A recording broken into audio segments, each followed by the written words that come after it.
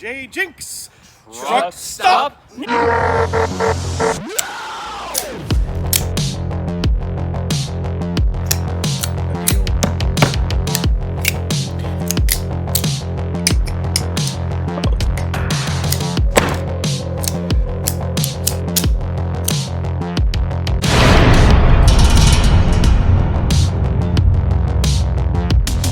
This is JJ Jinx coming back with an interesting video. So here's what's gonna happen.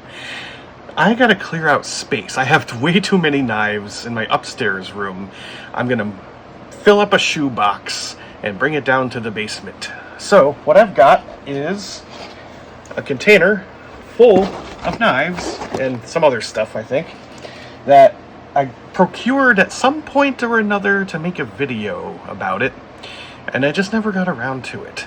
So what I'm going to do is go through them one by one and just very quickly talk about it. Maybe I'll talk longer, if, we'll see what happens. And then they will be in my more permanent storage space in my basement. Alright, this is going to be fun because I actually forgot about a lot of these things. First off, this knife, which I kept the packaging. It's okay. It even came with a little bag that is also just okay. So this knife made a little bit of a splash. I want to say maybe 6 months ago, somewhere around there, because it is very, very obviously kind of a copy of a PM3. Now, I don't have a PM3 to compare it with. I've got a PM3 lightweight, but it's different enough that it wouldn't make a fair comparison. There are more than likely plenty of other videos online talking about this knife. So here are my thoughts. I actually did carry and use this a little bit. First of all, this company just kind of popped up out of nowhere. Okay. I don't know if there's any documentation in here. Nah, just some foam. They got their logo inside too, and basically it was cheap. I think it was like 20 bucks, free shipping too, and it came pretty quickly. I remember it was just like a few days and it got here. Very, very happy about all of that. And as I was kind of handling it and fidgeting and playing with it, and I know I said I wouldn't talk too much about these, but here we are, I really wanted to praise it because, hey, I know it's a PM3, not a clone, almost not a copy. The obvious big difference is that the spider hole is actually more square. And other than that, there aren't too many differences. There's no Spyderco branding, which would make it a counterfeit. There's this kind of ibis looking animal thing on the blade, which smudges really easily. And it is made in China. It's the model 223, and it says it's made of VG10 steel. I don't really have any reason not to believe that. VG10's not like super expensive anymore. A billet of VG10 steel is like less than 10 bucks these days. So anyway, I'm not going to do like a full review, but I was all ready to just kind of praise this knife company because, well, it's kind of like they did it the right way. They didn't copy the design exactly. It's just reminiscent of a PM3, so you can't say that it is a copy, but at the same time, that's kind of what they're going for. Recognition of just the overall basic shape and putting it out there cheap. Kind of reminds me of like the Spyderco Bird series. If they made like a bird version of a PM2 or 3 or whatever, that would sell pretty well, I would think. I don't know why they haven't done that, but so I was all set to like just kind of praise this company for doing something a little different yet familiar. And then in between the time that I bought this and I looked back on their website to do a price check because I couldn't quite remember how much I paid for it, then I saw that they've completely redesigned their website, and now they are just shamelessly selling counterfeits. Straight up counterfeits. So, fuck this company. But I do like how the hole matches the O in their OK logo. I guess that's what they're going for. One peculiar thing, so the scales are kind of different. I mean, they didn't copy that sort of raised spoke radial pattern thing that Spyderco's been doing. It's a G10 with kind of a interesting looking swirly knurling in there. That's kind of neat. But if I look back at the spine, this does have that compression lock, which the patent did expire, so it's okay to use. But the paramilitary knives, you know what? I'm gonna go find my PM3. They cut out a little piece of the back so that you can gain access to the sprung piece of steel more easily. See that? And with the OK knife, they didn't do that, but they do have a piece that looks like it shouldn't be there, maybe? Or, you know, there's like it's thinned out a little bit in a sort of semicircular cut, so it makes it a little easier to access. But I kind of feel like, you know, should I go in there with a Dremel tool and just cut that out completely? Or maybe they didn't do that because then they were like, well, then it's too obvious what we're doing. I don't know. But it's a great knife. I mean, it doesn't have the drop shuttiness of a paramilitary knife, even though I just did it. But it's a pretty good knife overall. If you're interested in getting the PM3, but you don't want to drop all that money, I would say that's an alternative, the OK version. Just be wary that company now deals almost exclusively in counterfeits. Yep, I was going to make a whole video about this knife, and then I just kind of dropped it because I was like, oh no, they turned to the dark side. In the shoebox you go. Oh yes. I remember making a whole video about my collection of South African, yeah, you know, these things. The ratcheting knife. Now it's going to bug me. Why can't I think of the name? Okapi. Yes. The Okapi. This is the Oric, which is made in Solingen, Germany, since 1727. So I don't know exactly if this is like one of the original manufacturers of the Okapi, which was a German designed and manufactured knife. This is produced by Frieder Herder Aberson GmbH. And here's their cool looking logo. It's like a spade with a pitchfork and an omega symbol. And it says F. Herder. Yeah, F that guy. I paid $58 for it. They come in a couple of different finishing options, and I went with this black colored wood. And otherwise it's just another ratcheting knife. Not much else to say about it, but what really attracted me to this one is the scroll work that's done on the back plate. I think that looks really great. And then also the Kudu and Kudu Light made by Cold Steel. That's like the other version, I guess. So yeah, this is my Herder Oric. And like I said, I was going to make a whole video about it, and hey, update for my Okapi and Okapi-like knife collection. And never happened.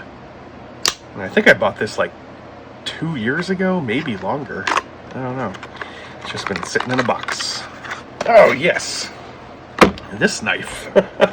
So I was interested in, this is of course the Higo Noami, which I've been working on polishing it to a mirror polish. It's going to take me a long time because of the machine marks, but it looks fantastic so far. I'm doing it with polishing paper. It's almost just like as I don't know, like a fidget thing. You just with the polishing paper until all the machine marks go away. I know I could get it done a lot quicker with some polishing compound and a Dremel. It's just one of those things, like I wanted to do it that way, you know? So I've been working on it on and off, but I kind of was thinking, is there a modernized version of the Higo Noami? And I came across this one. The Daburu Japanese Folder in Ancient Bone by Shadow Cutlery. don't remember how much I paid for it. It was a long time ago. They have a couple of different versions. I got the ancient boned one, and then there's also one with a bamboo wood with a dragon on it. I think I made the better choice. And the way it's related to the Higo Noami is, well, when I searched modern Higo Noami, this is the knife that came up. And it's got two blades, and one of them is that traditional reverse tanto knife with the, I forgot what that's called, hamon, maybe? Or, yeah, basically they have one type of steel on the edge, and the rest of it's some other kind of steel. You can see it in the traditional Higo Noami, only it's not so wavy. It's just kind of a subtle difference in the materials. So I have, that might just be fake. A lot of, like, cosplay type sword companies will put that on there, and well, who knows? But I like the look of it. They're trying to sort of, in my opinion, capture the rustic, rugged look of the traditionally made Higo Noami. You can see that more on the spine. It's kind of a rough stamped, rough hewn metal, and well, and this one they kind of exaggerated a little bit. And they put some hammer marks into it just to complete the effect. Kind of looks like a bunch of craters. And that matches what they're doing with the scale, which is the ancient bone of nondescript origin. And if you got thalassophobia, this might not be so pleasant for you, if that's a real thing. Jury's still out on that. The pivots are riveted into the bone all the way through, so I guess you could use those as lanyard holes too, I suppose. The other blade is just kind of a spiky thing, spear point, I suppose, and done in the same style. They are both friction lock folders, or friction folders, I guess. It's not really a lock. Also in the kind of reminiscent style of the traditional Higo Noami. And it's very geometrical, kind of cigar-shaped, kind of like Victorinox-ish. And one of the interesting things is that on the bottom, the insides are protected by this folded-over metal plate, which folds into the liners of the thing. And each blade gets its own full track right in there. So I got this knife to do another, like, hey, it's a take on the Higo Noami, but different and kind of cool looking, or disturbing. And that never happened. Back in the box you go. Coincidentally, I just dug out my old copy, too, with the Nerevarine filigree. If you get that reference, then, well, you know. So, I guess it makes sense to keep this with the Orics.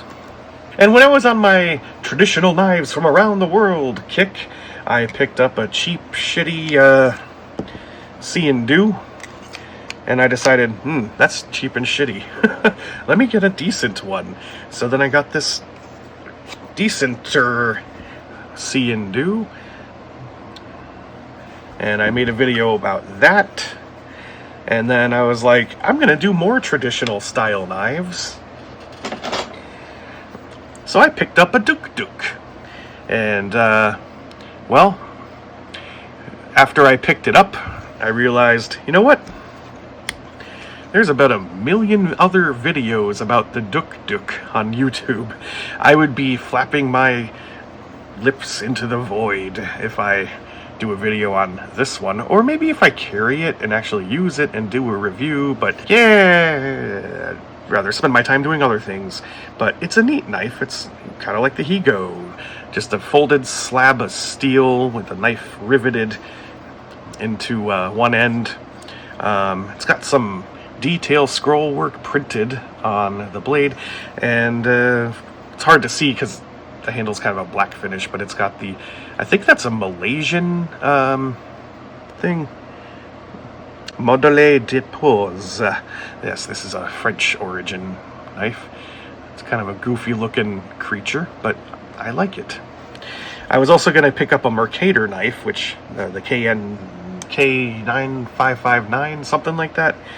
But at some point I kind of got, I don't know, distracted and kind of wanted to put down the traditional knife videos for a while, and then I just never got back to it. But this is my duk-duk. Now you can go on eBay and get like a vintage or antique duk-duk if you wanted to spend a little bit of money. But this one's brand new, still made in France. Same thing with the Mercator. It's a very similar looking knife, and you can still get them today from the original factory.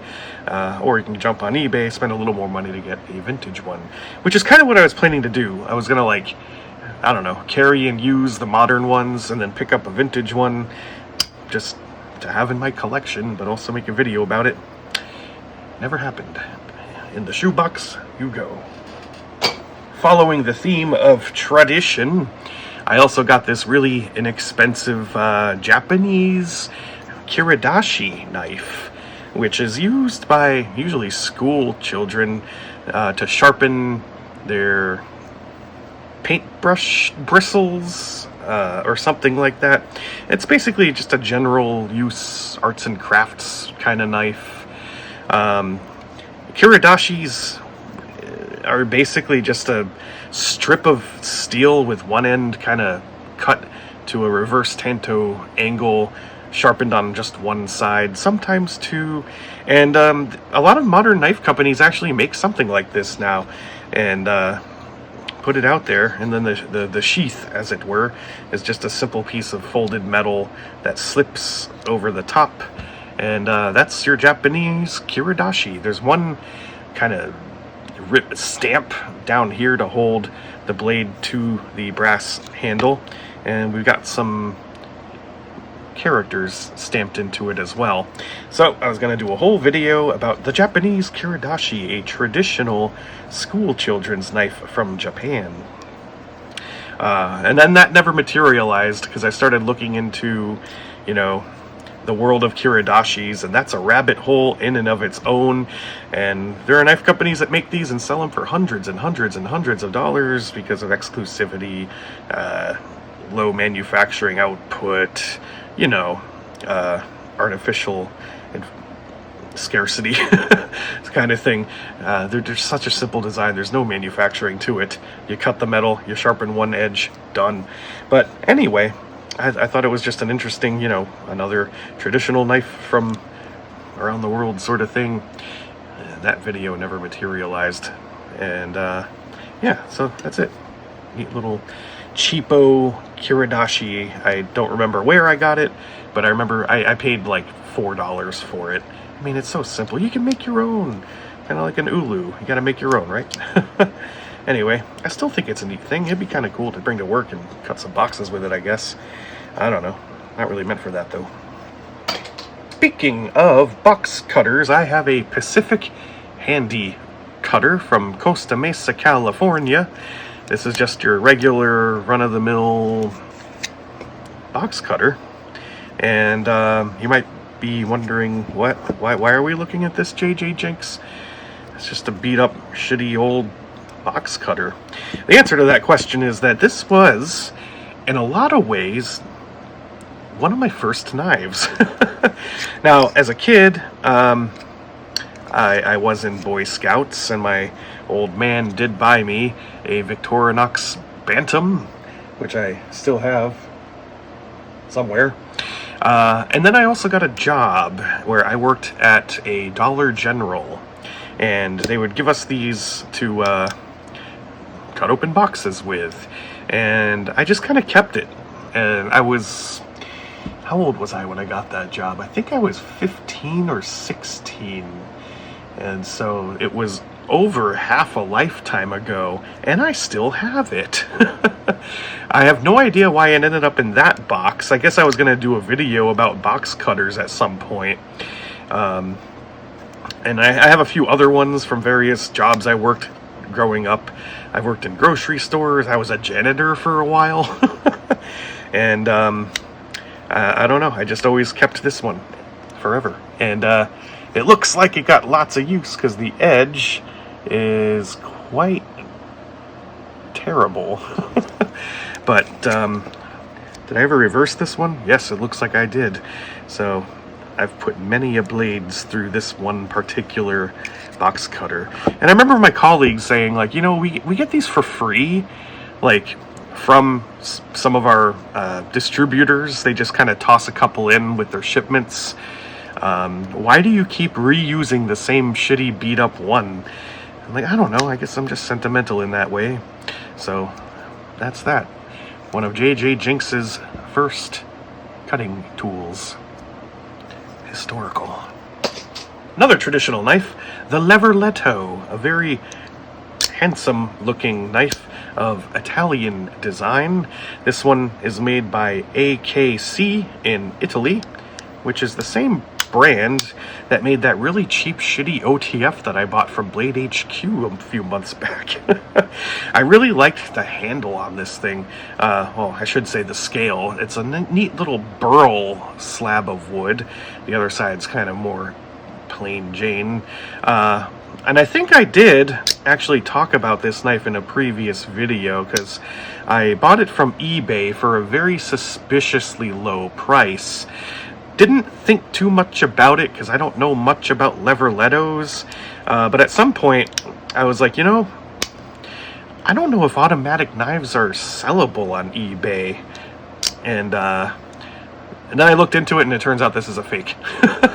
It is counterfeit. I think I paid like $15 for it. It's a lever locked, spring assisted stiletto knife. I'm not huge into stilettos. And looking at photos of the real deal, this one definitely does not hold up to snuff. There's a little bit of misalignment with some of the parts, and the fit and finish, not perfect. The AKC legit Leverletto is a bit nicer and a lot more expensive. So I decided, well, if I ever get my hands on a real Leverletto from AKC Italy, maybe I'll drag this one out and do one of those spot the fake comparison types of videos. But I'm just not into stilettos or Leverlettos enough to want to spend the money, and so it just kind of ended up in the bottom of that box. And now it'll go into a shoebox and be trapped in my basement for eternity. Well, here's something a little different. I have a couple of knives that are made by this company, Schrade. Schrade kind of got into the single action OTF business many, many years ago. I got one of their very early models. It's down in my basement somewhere. And then eventually I picked up this one, which is like generation 2 or 3 or something like that. I love the way this knife looks. Look at it. Look at it. It's straight up like something out of Aliens. You know, it's very military, utilitarian looking. It looks great. But yeah, it's a single action OTF. You rocket the knife out, and then to bring it back in, you disengage it and you gotta slide it back in like so. It's very fidgety, very fun, but just because of the way these knives work, it's just a big, massive handle with a much slenderer knife that comes out, so it was always a little bit awkward to use. I just like playing with it. And Schrade has since come out with a lot of different updated versions, which also look kind of cool, but they're also kind of more expensive. I think I paid $25 around there for this one. The earlier generation one that I've got, I paid like 10 or 15 for it. So they've since refined their design, made it a little better, but nothing that compares to the boxy, utilitarian look of this one. I just really like the way it looks. So I think what I was thinking was that one day, perhaps, I'll just get one of each generation and make a whole video about the Schrade single action OTF knives. That never happened. I just was content to keep this one because some of them are a lot of money. They're like, I don't know, $60, $70, $80 for the more modern ones. But I'm just content with this one. So patent was pending at the time, and it's made of AUS 8 steel. Now for something a little different in the box. Stuff I got that are kind of neat, and I just never talked about it. I went to a mineral and fossil expo a few years ago and bought some stuff from there. Like this cool skull that's cut out of some kind of a swirly looking orange and gray mineral. I just fell in love with this thing. Like, this just looks cool. Didn't pay a lot of money for it because, you know, they were selling them in like a massive bin, and I just spotted this one and like this thing looks evil and cool, and I have no idea what I'm gonna do with it. Obviously, I never figured it out because it was in that box. But yeah, here we are. It's a cool skull thing. Just in time for Halloween. I also picked up bismuth. I always liked the way this stuff looked, the way that it crystallizes and makes these cool geometric shapes. It's got a pretty low melting point for a metal, and then yeah, you basically do a seed crystal and grow it, and you get stuff like this. I liked this one because it kind of reminded me of the ivory tower in the Never-Ending Story, sort of, the way it just kind of, it's almost like a forced perspective thing, like the Disney Princess Castle in Orlando, where it gets narrower and narrower and narrower as you go to the top, and right all the way at the top, that's where the evil CEO lives. This is Jean-Baptiste Emmanuel Zorg's house. It was like $2 or $3, and I got a blue dick. I also got this geode, which is kind of a mustard green color. It almost looks like something out of a horror movie. And it's pre-cracked. They just hold it together with this rubber band so that you can go on YouTube and remove the rubber band and pretend, oh, look what I found in my backyard. I'm going to crack it open. It might be a geode. Ooh, ooh, that's actually really neat. So I'm not going to lie to you. I'm not going to pretend. You buy them like this, and that's really neat. That's amethyst, I believe, with probably quartz and then mustard dirt. Yeah, sparkly and cool in there. And that's all these things are really good for, is just looking neat on a shelf. So these were the things I picked up at the Fossil and Mineral Show. There was one more thing I picked up, but it's on the other side of the room, and it's actually a decorative piece, so I'm not going to go get it. This almost looks like some kind of food. Like, what are those things? Pastry puffs, which I tried for the first time a week or two ago. I'll just band it back together and put it in the shoebox along with the blue dick. And last but not least, I got a little axe. When my girlfriend and I started dating and she knew that I was into knives, I told her pretty early on because, you know, it's very important to me. But she got this for me as a gift, and it's also a lighter. So it's an axe lighter, and it actually works. Kind of tempted to sharpen it, see if I can actually cut something with it, but maybe that's why it was in the box. I was like, yeah, I'll sharpen it and cut things with it one day, but that didn't happen. And I got a bag of rocks that I believe we got from one of those gemstone mine type places in North Carolina. And I think I remember this mineral, I forgot what it's called, is like the state mineral of North Carolina. Yeah, basically you get a bucket of dirt, and they plant these things in there most of the time, and they're like, oh, you can get your own gemstones, and you just sift through them. They got a big trough of water. They give you like a screen thing, and you find cool things like this that they put in there. Pyrite, amethyst. I don't know why I kept that one. And so this was a whole bag of stuff that we got in our bucket of dirt. And this one is it's in its own bag because every once in a while you'll get a rare gemstone. And after you're done sifting through your bucket, they'll go through with you the stuff that you collected and tell you if you got anything valuable or good. They told me that this one is actually it's got a ruby. Oh, no, an emerald. They said it had an emerald on the inside, and they said, you know what, we can cut it, polish it, and we'll send it to you. We'll charge, they'll charge a fee for that. And I was like, oh, so that's how they get you. And I don't know, the guy said something like, oh, that's worth like $100 or something. I'm like, you know what? Nah, I'm just going to keep it with me. I don't want to pay all the money to have it cut and then sent. And I never did anything with it. It's still here. Maybe someday. And I guess I was going to go through all this stuff at some point, and I never did. Until now. Well, that's the bottom of that box. And now the little ideas that I had in the back of my head are now in a shoebox. And that's fine. Maybe I'll get back to it someday. This has been JJ Jinx! Truck Stop Axe Sliders!